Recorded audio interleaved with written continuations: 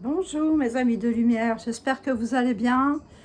J'aurais bien voulu vous faire ce message, hein, c'est un message, c'est pas des cartes. Dehors, mais malheureusement il y a trop de bruit, donc il y a des enfants à la piscine, et donc c'est pas possible.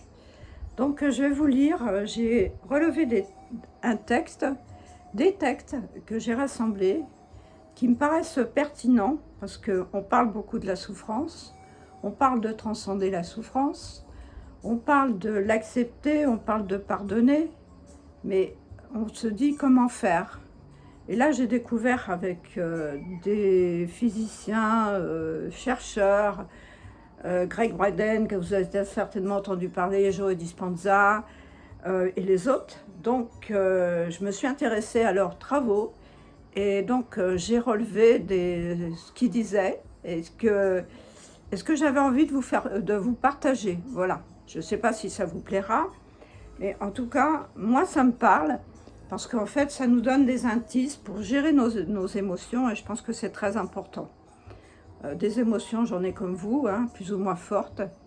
Et puis, en plus, il y a l'ambiance générale, et puis il y a la lune, les lunes, enfin, il y a tout, quoi. Il y a tout qui peut, il y a tout qui peut faire quelque chose. Donc, je veux vous partager ça. Et alors, eux, ils parlent physique, là, on parle un peu matière, à la fois matière et à la fois matière et immatériel aussi, hein. Donc, voilà. Donc, Greg Braden et Joe Dispenza, ils nous parlent du néocortex. Et le néocortex, qu'est-ce que c'est? Eh ben, le néocortex, c'est lui qui enregistre nos habitudes. Et là, qu'est-ce qu'il fait, le néocortex? Et bien, parce que souvent, c'est qu'ils appellent ça, eux, en mode de survie. Alors, le néocortex, c'est la perception sensorielle, la commande motrice, c'est-à-dire que tout ce que vous faites, que vous réfléchissez pas, hein, aller faire le café, tout ça, conduire votre voiture quand vous avez l'habitude. Voilà. Le raisonnement spatial, c'est-à-dire l'environnement et tout. Enfin, moi, je le comprends comme ça, hein, peut-être que vous pouvez le comprendre autrement. Le langage, il gère le langage, le corps. Et donc, ce qu'ils appellent le mode survie, c'est-à-dire l'hormone du stress. Et on découvre qu'effectivement, on est souvent en stress, en fait, dans cette situation de stress, donc en mode survie. Donc, ils nous disent que c'est cette dépendance au stress qui menace notre sécurité. Notre attention, elle se porte sur l'extérieur, sur notre monde réel, notre monde de la matière. Et tel qu'il nous apparaît, notre monde réel, notre monde réel qui nous apparaît est en fait plus important que notre monde intérieur. On s'intéresse beaucoup plus à ce qui se passe à l'extérieur, avec les autres, etc. Et on s'occupe moins de nous-mêmes. Et je pense que c'est là qu'il faut se gérer. Et plus on rentre dans ce monde extérieur, hein, donc la société, plus on éprouve de la souffrance. Évidemment, parce qu'il n'y a rien qui colle comme on voudrait que ça soit. Je pense que vous êtes d'accord avec moi.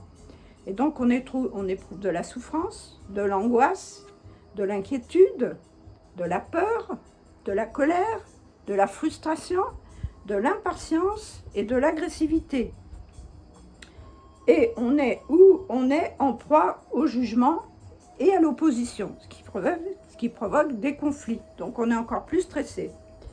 Et plus nous sommes sous l'emprise de ces émotions propres à la survie, c'est-à-dire propres au néocortex, et plus nous avons besoin de situations négatives de ce monde extérieur pour nourrir ce système nerveux négatif qui se nourrit de stress. Et notre corps se nourrit de stress. Je pense que c'est ça qu'on doit se rapporter à l'ego ou quelque chose comme ça. Et plus on a de problèmes, de difficultés financières, de la peur du terrorisme, de la violence, du dédain à l'égard de notre travail, et puis des autres aussi. Et donc inconsciemment, évidemment, on réaffirme notre dépendance à ces émotions parce qu'on les nourrit. Et dès lors que notre intention se porte sur ce que nous estimons être la cause extérieure de notre contrariété, qu'il s'agisse de quelqu'un ou de quelque chose, ce qui active le gène de la survie.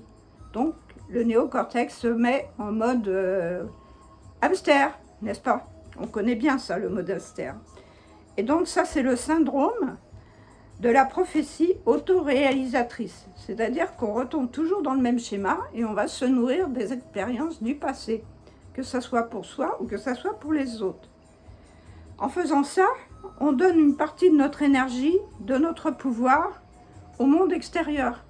Au lieu de garder ça pour nous, notre amour, notre tout, de nourrir notre intérieur. Et on porte tout ça sur le monde extérieur, ce qui nous met en faiblesse énergétique. Et notre état émotionnel nous amène à réaffirmer notre réalité présente. Et cette mauvaise gestion de notre énergie nous maintient esclaves du monde que l'on connaît, à tenter de prédire l'avenir en nous appuyant sur notre passé. Mais nous sommes plus influençables le soir, donc il faut faire attention. Le cerveau, le corps sécrètent de la mélatonine et la porte du subconscient s'ouvre. C'est pour ça qu'il est très important de ne pas écouter des mauvaises informations le soir avant de se coucher. Et le matin, notre corps sécrète de la sérotonine.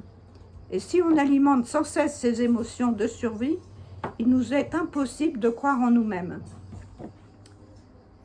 Donc, j'ai perdu la suite. Ah là, voilà. Donc, notre cerveau, c'est le centre de la conscience. Le cœur, c'est le centre de l'unité, de la complétude et de notre relation au champ unifié. Il a son propre cerveau. Quand on parvient à réguler son état intérieur et à retrouver la fréquence de la bienveillance, de l'affection, de la paix, de l'amour et de la gratitude et de l'appréciation grâce à une plus grande cohérence en nous-mêmes, on a un plus grand équilibre cardiaque, un signal très fort qui est envoyé au cerveau et qui devient lui aussi plus cohérent et équilibré. Le cerveau et le cœur communiquent ensemble. Et aussi, c'est pour ça que la respiration est très importante, parce que si on oxygène notre cœur, notre centre cardiaque, que ce soit le chakra, et surtout le chakra et le cœur physique, eh bien, on alimente, on nourrit ses cellules et on alimente en oxygène son cerveau qui devient lui aussi plus cohérent. Et quand on parvient à cesser de s'identifier à son corps, c'est-à-dire à son corps, tout ce qui est dans le physique, à son environnement, à la matière, autant on devient conscience pure. C'est bien.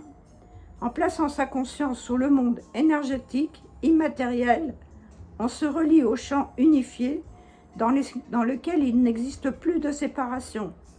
Alors on ne fait qu'un avec la conscience de chaque être et de chaque chose.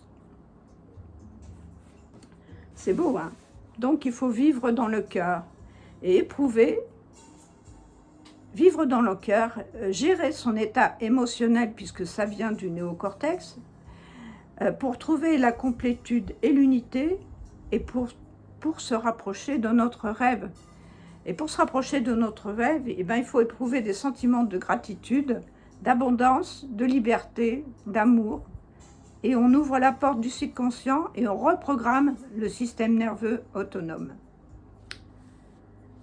Et la prochaine fois que vous ressentirez une émotion supérieure, en anticipation d'un avenir radieux, vous ressentirez de la gratitude parce que ce futur est en réalité déjà là.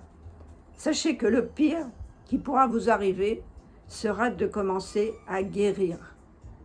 Voilà mes chers amis, j'espère que cette petite vous aura plu, cette petite capsule vous aura plu.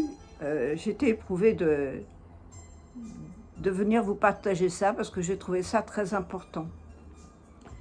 Mais je vais quand même vous tirer une petite carte, la petite carte qui nous dit vous êtes soyez pleinement responsable. Vous êtes pleinement responsable de la gestion de vos émotions. Donc, d'après ce texte, remplacez vos émotions négatives que vous ressentez. Donnez-leur de l'amour, mettez une belle lumière dessus, réinventez-vous, réinventez-vous, et osez parler et dire ce que vous avez sans la conscience. Et aussi, honorez-vous sans condition. Regardez ces belles cartes. Et vous avez le pouvoir de changer. Vous avez le pouvoir de faire cela. Voilà mes chers amis. Et je vous quitte. Je vous souhaite un excellent week-end. Je vous aime. Et puis à tout bientôt dans une prochaine capsule.